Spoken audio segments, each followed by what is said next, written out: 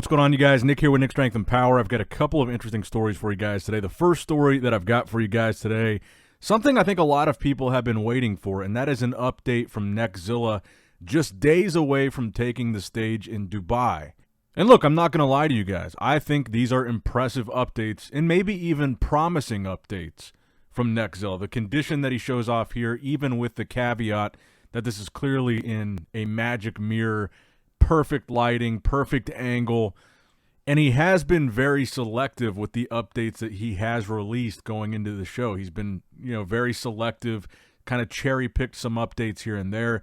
The only other shot that we had seen from him besides this series of shots was those side triceps that he didn't even post himself. His sponsor, Yava Labs, posted those, and arguably his side shots are probably his best poses.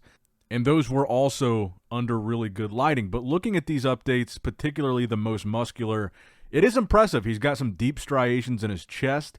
He looks like what we can see of his upper body here looks to be in pretty decent shape. Again, you really kind of got to take these updates with a grain of salt because they are in this magic mirror, perfect lighting.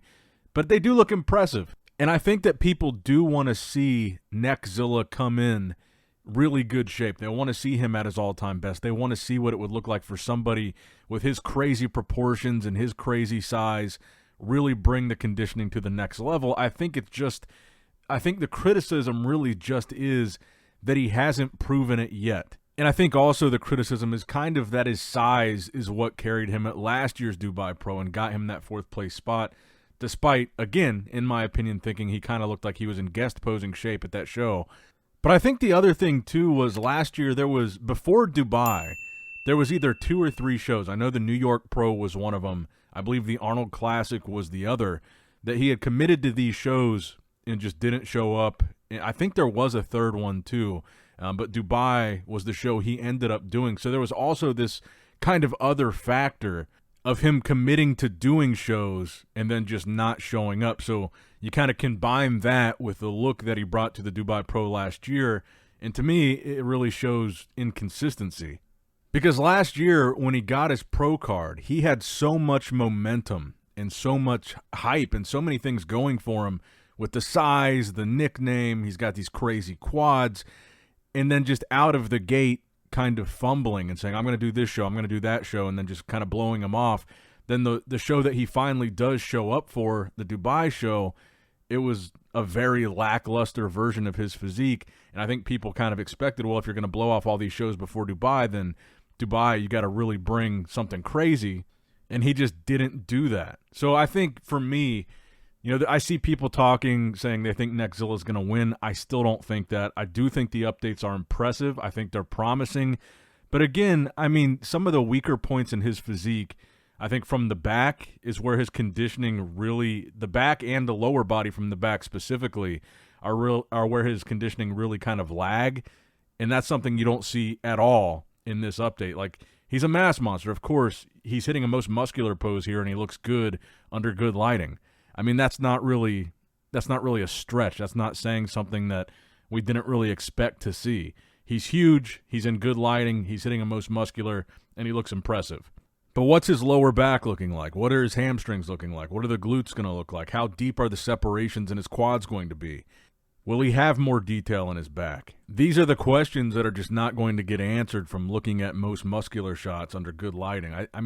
Trust me, I want to see this guy come in and look absolutely freaky and just come in and blow everybody's minds. I'm just going to wait until he actually does that, or at least until we actually see signs that he can do that, to start really gassing him up like that. And I think my expectation for him at the best would be cracking top 3 here. I think with the lineup that we've seen for this show so far, this is a much deeper lineup than it was last year where he took 4th. And I think even if he improves for this show, I think probably best case scenario would be him cracking top 3 here.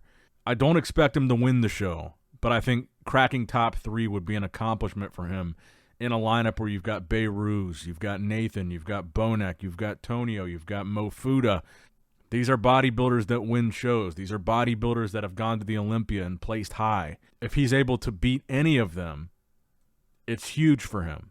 So I'm definitely still being reserved with my expectations for Rubiel here, but I do agree he looks good in these updates. He does, but it's not really giving us enough information to really say, oh, he's going to come in and win this now. But maybe he will come in better than he did last year, and maybe that will be good enough to get him a top 3 spot.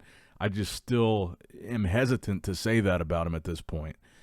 And I think one thing that we've learned from watching bodybuilding over the last decade or so is that it's very clear there's bodybuilders that show up consistently almost every single time and compete throughout the year, and there's bodybuilders that don't and are just inconsistent.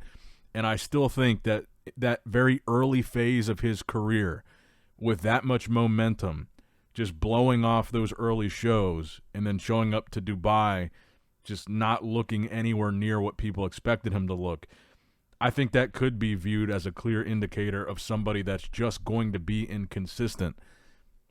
And I mean, in contrast, we just got another update from Behrouz Tabani, who I think is still the favorite to win this show.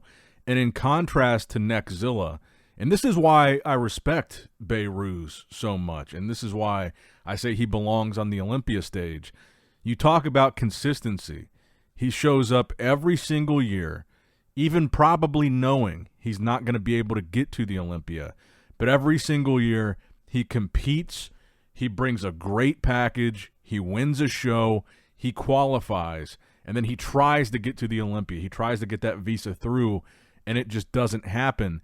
Again, I want to reiterate, 2022, 2023, 2024, and now probably 2025, 4 years in a row, consistently showing up, bringing it, qualifying. That's the kind of guy that you can bank on in a lineup like this to almost definitely be top 2 or top 3. I don't think anybody thinks Behrouz isn't going to bring it.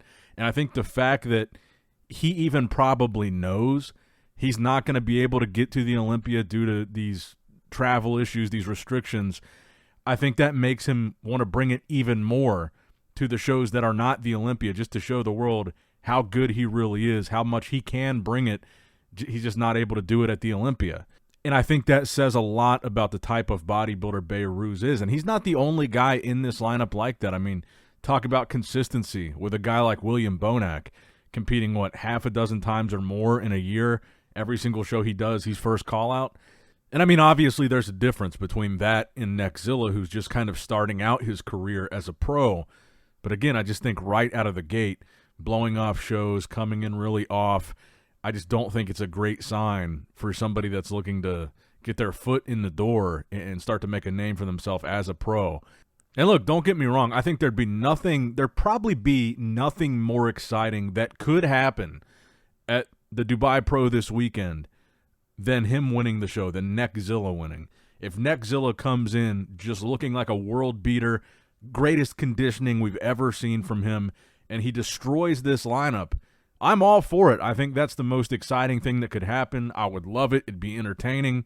It would be great for his career. I would love to eat my words this weekend in the Dubai Pro and see just an absolute monster version of Neckzilla that wins the show. I just don't think it's likely. But let me know what you guys think in the comments down below. What are your predictions for this weekend's Dubai Pro? Now, next up in the news, Horse MD Marcelo De Angelis has announced that he is officially switching to classic physique from men's open bodybuilding, where he has done a few shows in men's open bodybuilding, hasn't really had any crazy successful result.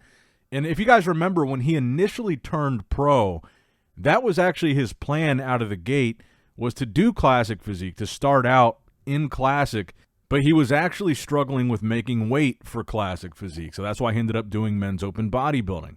And he does look in this picture here to be significantly downsized from what we saw him in men's open bodybuilding. And I actually had the opportunity to talk to him and meet him in person at, I guess it was last year's Arnold Classic, the one that he competed in.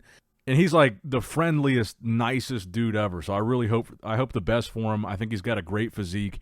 one of the things that I liked about him in men's open bodybuilding was the aesthetics that he brought. But I'm going to go ahead and wrap up the video there, just make it kind of a short one today because it's storming here right now, and I'm afraid my power is going to go out mid-recording this video. So I'm just going to get this done, wrap it up. So let me know what you guys think in the comments down below. Make sure you like the video, subscribe to the channel, click that bell notification icon if you have not already. And as always, I love you guys, appreciate you guys. Nick Strength and Power signing out.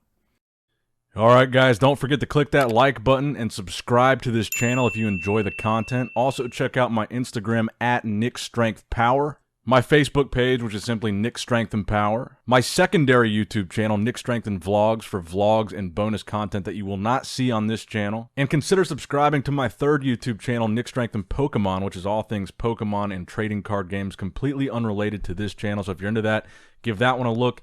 And all links to merchandise and social media will be in the description box below. If you guys want a Nick Strength and Power t-shirt, that will be in the Shopify link below. Have a great day.